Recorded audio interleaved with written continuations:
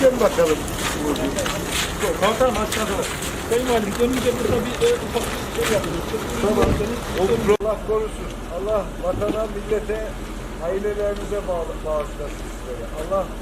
Allah galip getirsin. Allah kılıcı teslim etsin. Sağ olun, var olun arkadaşlar. Görüşürüz arkadaşlar. Merhaba arkadaşlar. Sağ olun. Siz de sağ olun. Allah'a emanet olun.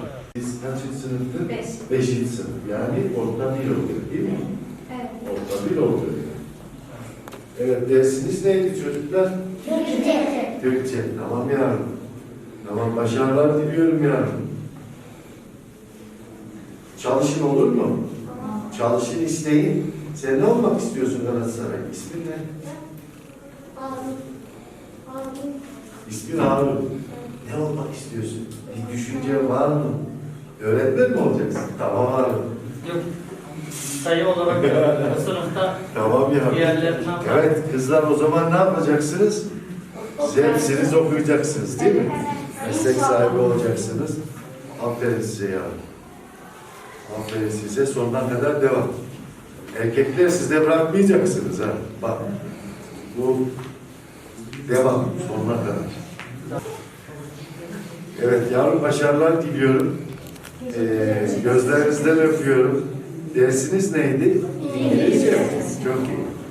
Siz yeter ki inanın, yeter ki isteyin ve çalışın çocuklar.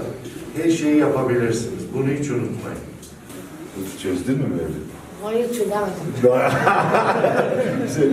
Selim, gel beraber çözelim o zaman Mevlüt. Hadi gel, hocam bir anlat bize, bir beraber çözelim. Ondalık gösterimleri Sayın Valim. Evet. Normalde hocamızın bıraktık. Ondalık gösterimler halinde, ondalık gösterimler halinde arkadaşlar anlatıyoruz. Evet.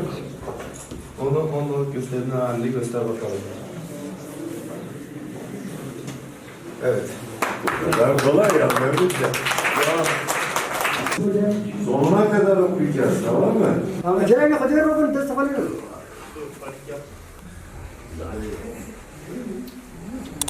Hiç yok bu işleri ya.